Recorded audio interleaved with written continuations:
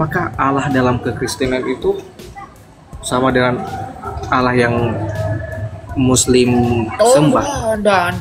Kita nggak kenal Allah. Gini, tar dulu bang, kan kepercayaan kalau orang Kristen Tuhan kita itu kan Yahweh, ya kan?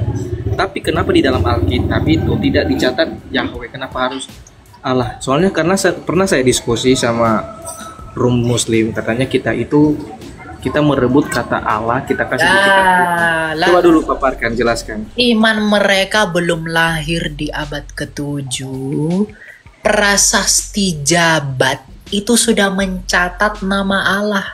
Ya, di abad ketiga ada seorang uskup Ortodoks Arab bernama seorang uskup Arab Harits bernama Abdullah yang artinya abdi Allah. Mereka belum lahir, imannya belum ada. Uskup Arab Harits namanya Abdullah yang artinya abdinya Allah. Itu orang Kristen Ortodoks Arab. Abad-abad ketiga itu. Abad-abad ketiga, abad-abad kelima. Mereka belum lahir, wong mereka di abad ke-7 kok. Jadi kalau mereka bilang Allah itu punya kami, ndak lah. Kita duluan yang itu. Allah terus ayat mengklaim bahwa yang ayat itu sama Allah itu ya orang Muslim punya gitu. Oh enggak, siapa bilang? Mereka belum ada, kita sudah punya kata Allah. Seorang Rabi Yahudi, Saadia Gaon, itu menerjemahkan Bereshit 1 ayat 1. Bereshit bara Elohim et hasyama yim ve'et haaretz. Kata Elohim di sana dijadi menjadi Allahu dalam bahasa Arab. Yahudi loh itu. Lah gimana? Kata Allah itu punya mereka, ya enggak. Di dalam Kisah Rasul 2 kita baca Kisah Rasul 2 ya. Jadi nanti Elia ngarang gitu ya. Kita lihat Kisah Rasul 2 Arab. Kita yang berkuasa atas Arab terlebih dahulu. Ya. Jadi ya. Di Kisah Rasul 2 ayat 11. Baik orang Yahudi maupun penganut agama Yahudi, orang Kreta dan orang Arab, kita mendengar mereka berbicara dalam bahasa kita. Arab loh. Peristiwa Pentakosta. Kayak mananya? Kita duluan yang ada di sana, bukan mereka. Jadi kalau mereka bilang Kristen itu mencontek kata Allah, wah, tidurmu terlalu miring. Kamu tidak pernah makan sambal. Makan dulu sambal. Mereka mau tahu fakta. Ya. Kitab suci kita 400 tahun sebelum iman mereka lahir sudah di kanon, sudah selesai di kanon. Jadi jangan mereka bilang itu punya kami. Enggak, kami duluan yang pakai itu. Allah itu kami duluan yang pakai, bukan mereka. Jadi kalau mereka bilang ketika di Malaysia itu orang-orang Muslim di Malaysia itu menggugat pengadilan, Kristen di sini nggak boleh pakai nama Allah, kalah mereka karena nama Allah itu udah kita gunakan duluan. Di pengadilan mereka kalah. Kenapa? Karena Kristen duluan yang pakai kata Allah. Jadi kadang kita perlu minum omega 3, omega 10, 12 ya, vitamin C, vitamin E agar punya nutrisi ya. Jadi jangan menuduh yang nggak benar. Ya. Jadi kita duluan yang pakai itu. Nah, lalu kenapa di dalam bahasa Yunani disebut Theos ya? Memang karena Yunani lingua franca. Ya iya. Yunani tadi kita udah bilang itu lingua franca. Bahasa internasional saat itu ya Yunani. Gitu? Gitu. Jadi kalau kita dibilang contek-contek, bukan kami yang contek, kamu yang contek. Kami duluan yang pakai itu. Kami punya prasastinya loh. Prasasti Jabat namanya. Ya, kamu punya apa? Nggak ada. Cuma klaim-klaim, tak ada bukti buat apa. Anak bayi pun bisa klaim. Tapi kalau nggak ada bukti ya nol. Kita punya bukti. Ya. Naskah-naskah kita juga punya. Naskah Aram, Elaha, itu kita yang punya. Ya. Berarti Muslim ini yang penjiblak ya. Jadi Itu ya. Oke bang, itu sih yang ya yang saya tanyakan sih. Makasih Bang pencerahannya. Oke, gitu ya.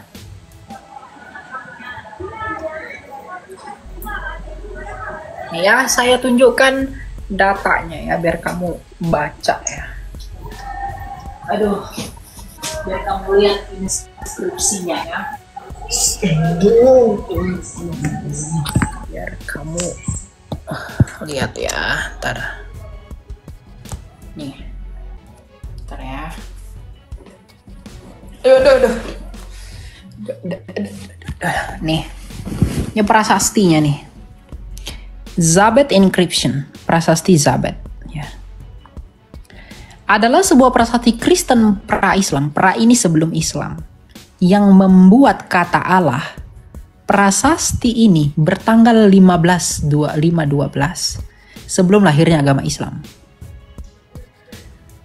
Ya, ditemukan di Zabet, Suriah Selatan, Aleppo.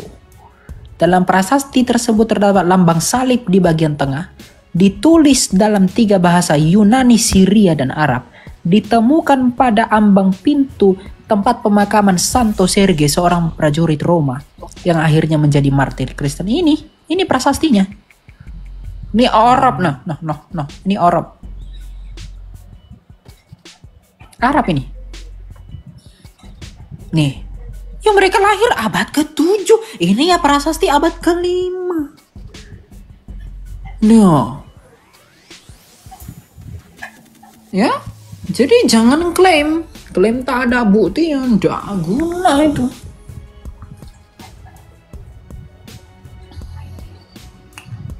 Gitu ya. Jadi udah jelas. Gak ada yang colong-colong. Kita duluan yang pakai kok. Mereka belum lahir, belum ada ancang-ancang. Kita sudah pakai. Iya toh? Pasti. Iya, oke. Ada lagi kau tanya? Cukup itu dulu Bang. Udah jelas semuanya. Ya. Halo Elia. Itu mengenai apa tadi? Oleh tadi itu coba dipertegas mengenai tangan dan kakiku yang ditusuk itu, biar dia lebih mantap dia. Dikirain hanya satu ayat itu aja nanti yang dia pikirkan. Ya. Aduh.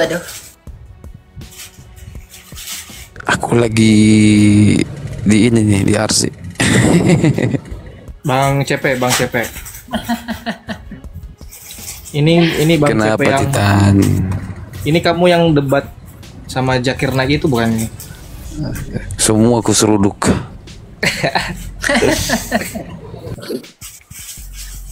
Bang coba naik ke Komang ya. Juma. Ya. Setiap hari Apa aku penyebab live, kamu? dia nggak mau naik. Apa? Bentar dulu. Tian, dengar ya Tian. Pasti. Ya.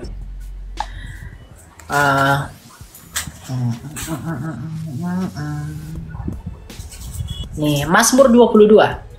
Allahku, mengapa engkau meninggalkan aku? Aku berseru tetapi engkau tetap jauh dan tidak menolong aku. Allahku, aku berseru pada waktu siang. Nah, lanjut di ayat 17 dikatakan begini. Segala tulangku dapat kuhitung, mereka menonton memandangi aku. Mereka membagi-bagi pakaianku di antara mereka dan mereka membuang undi atas jubahku. Ya. Lalu ayat 16. Sebab anjing-anjing mengerumuni aku, gerombolan penjahat mengepung aku. Mereka menusuk tangan dan kakiku. Ini adalah nubuatan Daud bahwa Mesias yang akan datang nanti akan ditusuk tangan dan kakinya. Dan dia ditempatkan di antara penjahat. Dan orang-orang akan menontonnya. Dan itu terbukti 1000 tahun ke depan. Bahwa Yesus mati di atas salib. Tangan dan kakinya ditusuk oleh paku. Ditontoni banyak orang. Dan diletakkan di antara 2 orang penjahat. Inilah bukti kebesaran Allah kita itu. Kenapa? Nubuatannya yang berjarak ribuan tahun itu terbukti di dalam Kristus. Belum lagi Yesaya 53. Ya. Gitu. Jadi itu untuk Kristus itu. Untuk Yesus. Mana ada orang ditusuk tangan kanan tangannya. Ya. Kecuali kalau tangan kanannya 2, ya ndak ada. Nggak bisa ditusuk. Kalau tangan kanannya 2, gitu. Uji tak kawan. Mulai kau ya. Iya, kalau tangan kanan 2 ya ndak bisa. Gimana salib begini? Ndak mungkin. Ya, gitu bro. Ya, Tuhan berkati ya. Oke lah.